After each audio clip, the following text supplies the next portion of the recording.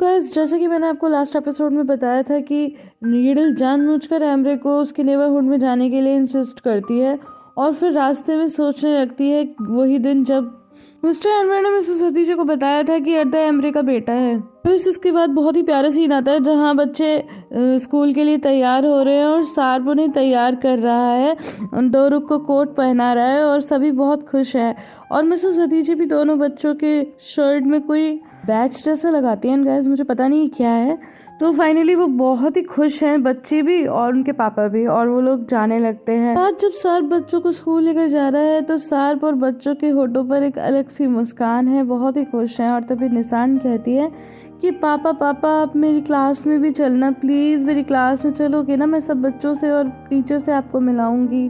तो फिर डोरुक बोलता है कि ठीक है, लेकिन पहले मेरी क्लास में चलना।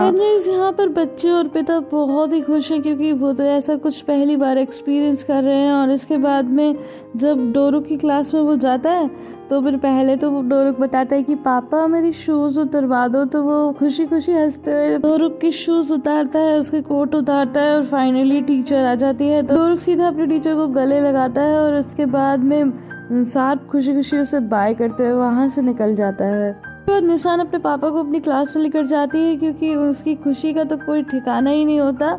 और जैसे ही वो क्लास में जाती है तो सभी बच्चे बहुत खुश हो जाते हैं और टीचर भी उसका वेलकम करती है। तो वो टीचर को गले लगाती है और कहती है कि मैंने आपको बहुत मिस किया। तो टीचर कहती है कि हाँ बेटा, हमने भी तुम्हें बहुत मिस किया। इसके बाद वो एक बार फिर से दौड़ कर जाती है अपने पापा के पास और उन्हें गले से लगाती है और बहुत ही खुश होती है। इसके बाद वो बेंच पर बैठ जाती है और तार उसे भी बाय करते हुए वहाँ से निकल जाता है। और जब वो स्कूल से जा रहा होता है तो उसके आंखों में आंसू और होठों पर मुस्कान होती है। अब हमें कैफे का सीन दिखाया जाता है जहाँ पर ज़ीदा बाहर के पास आती है और कहती है तो कैसा चल रहा है सब कुछ, तुम काम से यूज्ड हो गई? तो वो कहती है कि क्यों नहीं, मुझे यहाँ पर बहुत ही अच्छा लग रहा है, मैं बहुत ही बिजी हूँ। तो इसके बाद ज़ीदा कहती है अच्छा तो सार्प का क्या रहा, उस रात तो वो वहाँ रुका होगा घर में, तो अब तो वो चला गया होगा ना। लेकिन बाहर कहती है कि नहीं, अभी तो वो कुछ टाइम वहाँ रहेगा बच्चों के लिए, मेरे लिए नहीं, और जब बच्चे नॉर्मल हो जाएंगे तो फिर वो चला जाएगा। लेकिन ज़ेदा इस बात से बहुत ही ज़्यादा नाराज़ होती है और कहती है कि तुम ऐसा कैसे कर सकती हो। तो बाहर बोलती है कि मुझे समझ नहीं आ रहा कि तुम इतनी नाराज़ क्यों हो रही हो। तो वो कहती है तुम्हें समझ भी नहीं आ रहा, उस आदमी की वजह से येलिस इस दुनिया से चली गई, उस आदमी को तो जेल में होना चाहिए और तुम मुझसे कह रही हो कि मुझे क्या हो गया। तो इसके बाद बाहर कहती है कि देखो ज़ेदा, जैसे तुम सोच रही हो वैसा कुछ भी नहीं है, वो तो सिर्फ बच्चों की वजह से रुका हुआ है, जैसे ही बच्चे नॉर्मल हो जाएंगे तो वो चला जाएगा, बच्चों पर बहुत कुछ गुजरी है। लेकिन ज़ेदा बोलती है कि अच्छा बच्चों की वजह से रुका है, तो क्या तुम्हारे बच्चे बच्चे हैं और येलिस के बच्चे बच्चे नहीं हैं? और आरिफ वो भी तो उसकी वजह से जेल में है। गाइस, कहीं ना कहीं मैं तो यहाँ पर ज़ेदा के साथ हूँ, तो आप लोग किसकी तरफ हो प्लीज मुझे कमेंट सेक्शन में जरूर बताना। इसी में हम देखते हैं कि येडल लगातार दरवाजा खटखटाने लगती है ज़ेदा के घर का, और इसके बाद में लेकिन कोई भी डोर ओपन नहीं कर रहा होता। तो एमरे बोलता है कि लगता है घर में कोई नहीं है, और एमरे का ध्यान जाता है कि वहाँ पर छोटी छोटी पैंट टंगी हुई है, बच्चों के खिलौने हैं, उसे कुछ समझ नहीं आ रहा होता। और यहाँ पर बोलती है कि नहीं नहीं, अभी आकर दरवाज़ा खोलेगा कोई ना कोई, और वो लगातार दरवाज़ा पीटने लगती है लेकिन कोई भी दरवाज़ा तो नहीं खोलता। इसके बाद वहाँ पर एक बुजुर्ग महिला आती है और वो कहती है कि घर पे कोई नहीं है, तुम लोग कौन हो? तो फिर एमरे पूछता है कि सब लोग कहाँ गए। तो फिर वो बुजुर्ग महिला बताती हैं कि वो तो हॉस्पिटल गए हैं क्योंकि कल रात ही बच्चे की तबीयत बहुत ख़राब हो गई थी। तो यहाँ पर येडल जानबूझकर बोलती है कि ज़ेदा की बहन के बच्चे की तबीयत ख़राब हो गई थी, लेकिन वो कहती है कि नहीं, ज़ेदा के बच्चे की तबीयत ख़राब हो गई थी। ये सुनकर एमरे बहुत ही शॉक्ड हो जाता है और येडल बोलती है अच्छा, मुझे तो पता ही नहीं था कि ज़ेदा को कोई बच्चा भी है। तो एमरे बोलता है कि हाँ, मुझे भी नहीं पता था। फिर वो बुजुर्ग महिला फिर से पूछती है कि तुम लोग कौन हो। तो वो बताता है एमरे कि आपने मुझे पहचाना नहीं, और फिर वो अपना इंट्रोडक्शन देता है। तो कहती है ओह अच्छा अच्छा, खुशी से उसे गले लगाती है। और फिर उसके बाद वो येडल को भी पहचान जाती हैं और कहती है कि क्या करूं, मेरी बूढ़ी आंखें हैं ना, तो मैं अपने बच्चों को पहचान नहीं सकी। तो गाइस, अब तक तो आप समझ ही गए होंगे कि येडल जानबूझकर पड़ोस में जाने की जिद क्यों कर रही थी। और इसके बाद में येडल कहती है कि आप श्योर हो कि वो ज़ेदा का ही बच्चा है? तो वो कहती है कि हाँ, पूरे गांव के आगे वो ह्यूमिलिएट हुई थी, उसी का बच्चा है। तो फिर कहती है कि क्यों, उसने शादी से पहले उसको बच्चा हो गया था? तो फिर वो कहती कि नहीं, ज़ेदा के बच्चे के पिता का तो पता ही नहीं है। और इसके बाद में वो कहती है कि अच्छा, तो तुम लोगों को कहाँ मिली वो? तो इससे पहले कि ईडल कुछ बोलती तो एम्ब्रे बोलता है नहीं नहीं, वो तो हमें ऐसे ही कहीं रास्ते में मिल गई थी, तो हमने सोचा फिर मिलेगी तो कुछ बता देंगे। और ये नहीं बताता कि वो इस्तांबुल में उसे जानता है। इसके बाद वो वहाँ से चलने लगता है। तो जानबूझकर जोर से ईडल एक बार फिर पूछती है कि अच्छा, तो उस बच्चे की क्या उम्र होगी? तो फिर वो बुजुर्ग महिला बोलती है उस बच्चे की उम्र 7 साल होगी। और इसके बाद ईडल मुस्कुराती है और एम्ब्रे के पास आती है और एम्ब्रे से कहती है कि सुना तुमने, उस बच्चे की उम्र 7 साल है, तो इसका मतलब कोई भी समझ जाएगा कि वो बच्चा तुम्हारा है। दिन में हम देखते हैं कि मिस्टर स्वात और पेरल बहुत ही उदास बैठे हुए हैं और तभी कोई डोरबेल रिंग करता है। तो दरवाजा खोलने पर वहाँ पर सार्प आया होता है और सार्प आते ही जैसे पेरल को हेलो बोलता है तो पेरल उसका जवाब तो देती है लेकिन उसके चेहरे की तरफ नहीं देखती। एंड गाइस, थ्रू आउट वो उसके चेहरे की तरफ एक बार भी देखती ही नहीं है, बस नीचे देखकर या इधर उधर देखकर ही बात करती है। तो फिर सार्प पूछता है कि तुम कैसी हो? तो कहती है कि हाँ ठीक हूँ। इसके बाद वो मिस्टर स्वात से कहता है कि क्या कुछ पता चला? तो वो कहते हैं कि थोड़ी देर में मुनीर आ रहा है, फिर सब पता चल जाएगा, तब तक कुछ नहीं कह सकते। वैसे तुम्हें क्या लगता है कि क्या उसने हमें वाकई छोड़ दिया या फिर इससे भी बुरा कोई ट्रैप है?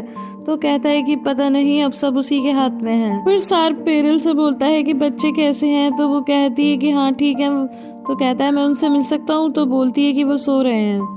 इतने में कोई डोरबेल रिंग करता है और वहाँ पर इस बार मुनीर आया होता है। तो उसके आते ही मिस्टर स्वात बोलते हैं कि कुछ पता चला क्या रहा? तो वो कहता है कि उसने कहा है कि अब हम पूरी तरह आज़ाद हैं, हमारा कोई लेना देना नहीं है। तो मिस्टर स्वात कहते हैं कि तुम्हें लगता है कि हम नज़ीर की बात पर विश्वास कर सकते हैं? तो वो कहता है कि और हमारे पास चॉइस ही क्या है? अभी अगर वो चाहता तो मुझे समाप्त कर सकता था, पर उसने मुझे छोड़ दिया। और वैसे भी हम यहाँ पर बिल्कुल सेफ हैं, तो अब यही हमें मानना होगा। लेकिन एक्चुअल प्रॉब्लम ये नहीं है, एक्चुअल प्रॉब्लम तो उसे मिस्टर सार्प से है। तो सार्प बोलता है क्या मतलब? तो वो कहता है कि उनका कहना है कि आप बिल्कुल आज़ाद हो, अब अपनी पुरानी आइडेंटिटी के साथ बिल्कुल खुशी खुशी जी सकते हो, लेकिन सिर्फ एक कंडीशन पर कि आपको यहाँ से जाना होगा। तो सार्प बोलता है इसका क्या मतलब है? इसका मतलब ये है कि आपको इस घर से और यहाँ से जुड़ी हर चीज़ से अलग होना होगा।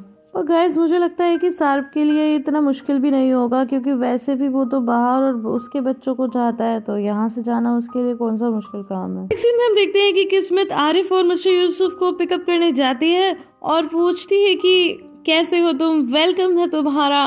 तो वो कहता है थैंक यू। फिर वो पूछती है कि फिर अब क्या सोचा है, कहाँ जाओगे? तो वो मुस्कुराते हुए कहता है कि बाहर के पास। और ये सुनते ही किस्मत भी मुस्कुराने लगती है। और फिर वो जब लोग जाने लगते हैं तो मिस्टर यूसुफ कहते हैं कि आरिफ, ये तुम क्या बाहर की बातें कर रहे हो? चलो हम लोग घर चलते हैं, हम कितने दिनों से यहाँ पर सफर कर रहे हैं। लेकिन तभी किस्मत बोलती है कि मैंने तो आरिफ से पूछा है, मैंने आपसे कब पूछा? तो बोलते हैं कि क्या मतलब? तो कहती है कि मैं तो आरिफ जहाँ चाहे उसे वहाँ ड्रॉप करने वाली हूँ, आपको थोड़े ही। तो बोलते हैं कि मैंने तुम्हारा क्या बिगाड़ा है? और वो लोग चलने लगते हैं कार की तरफ। तो कहती है कि नहीं, आपने मेरा कुछ भी नहीं बिगाड़ा। तो कहते हैं कि फिर तुम ये सब क्यों कर रही हो? तो फिर वो बस मुस्कुराते हुए आरिफ से कहती है कि चलो आरिफ जल्दी से गाड़ी में बैठो। और फिर वो लोग जाने लगते हैं और मिस्टर यूसुफ पीछे से बस आवाज़ें देते रहते हैं कि बेटा मैं कैसे जाऊंगा? तो वो कहती है कि कोई टैक्सी पकड़ लेना या पैदल चले जाना। और फिर दोनों हंसते हैं। उसके बाद आरिफ अपना मोबाइल निकालता है और उसे ऑन करता है। तो वो कहती है कि तो फिर तुम उसे कॉल करोगे या सरप्राइज दोगे? तो कहता है कि ठीक है, इसे एक सरप्राइज रखते हैं। और वो बहुत ही खुश है और मुस्कुरा रहा है। फिर आरिफ पूछता है कि बाहर अभी अपनी माँ के घर में होगी? तो किस्मत कहती है कि नहीं, वो तो अभी कैफे में होगी, उसने कैफे में फिर से काम ज्वाइन कर लिया है। तभी आरिफ थोड़ा सीरियस हो जाता है और कहता है कि क्या वो आदमी अभी भी वही है? जिस पर किस्मत कोई जवाब नहीं देती और वो समझ जाता है। तो गाइस, आप भी समझ गए कि वो किस आदमी की बात कर रहा है। तो मुझे कमेंट सेक्शन में उसका नाम जरूर बताना। अब नेक्स्ट सीन में हम देखते हैं कि मिस्टर नज़ीर अपने रूम में होते हैं और तभी वहाँ पर आज़मी आता है। वो आज़मी से कहते हैं कि जाओ इस बॉक्स को ले जाकर बाहर को दे दो। तो वो कहता है लेकिन आपने तो कहते हैं कि जितना मैं कह रहा हूँ उतना ही करो। तो गाइस, आप लोग समझ गए होंगे कि वही बॉक्स है जिसके अंदर व्हाइट गाउन था और जिसे देखकर बाहर बहुत रोने लगी थी। और उसके जाने के बाद वो अपने 2 रबर बैंड को देखते हैं और उन्हें डोरुक की वही बात याद आती है कि जब उनकी मेड ने बताया था कि डोरुक भी उनकी तरह चोटी करना चाहता है, इसलिए वो उसे रबर बैंड दे रही है। अब नेक्स्ट सीन में हम देखते हैं कि बाहर कैफे में काम कर रही होती है तो मिसेस हतीजा उसे लगातार नोटिस कर रही होती हैं और फिर उसे पूछती हैं कि बेटा क्या हुआ, तुम इतने उदास क्यों हो। तो वो कहती है कुछ नहीं मॉम, मेरा थोड़ा ज़्यादा से आर्ग्यूमेंट हो गया था तो वो नाराज़ हो गई है। तो मिसेस हतीजा बोलती है क्यों। तो वो बताती है कि मॉम, उसने मुझसे पूछा कि सार्प अभी चला गया क्या, तो मैंने बताया कि नहीं वो तो अभी है। तो इसी बात पर वो नाराज़ हो गई और कहने लगी कि क्योंकि ये लिस्ट उसकी वजह से समाप्त हो गई तो अभी तक तुमने उसे घर में क्यों रुका रखा है। तो वो बोलती हैं कि तुमने बताया नहीं कि तुमने बच्चों की वजह से उसे रोका है। तो वो कहती है कि हाँ मैंने बताया, लेकिन वो कहती है कि मेरे बच्चे बच्चे हैं और ये लिस्ट के बच्चे बच्चे नहीं हैं और सार्प की वजह से आरिफ भी जेल में चला गया। तो यहाँ पर मैं हूँ, वो सही तो कह रही है। तो फिर मिसेस हतीजा कहती है कि अब बहुत हो गया, लेकिन बाहर बोलती है कि मॉम आप रहने दीजिए, बीच में इंटरफेयर मत कीजिए, मैं मना लूंगी, उसका गुस्सा शांत हो जाएगा। एंड गाइस अब आने वाला एपिसोड बहुत ही ज़्यादा इंटरेस्टिंग होने वाला है, तो प्लीज़ आप वेट कीजिए और मिलते हो अगले वीडियो में। गाइस आई होप आपको ये वीडियो पसंद आई होगी। अगर पसंद आई है तो इसे लाइक शेयर एंड कमेंट करना बिल्कुल भी ना भूलें। फिर मिलती हूँ अगले वीडियो में, तब तक के लिए bye bye and take care.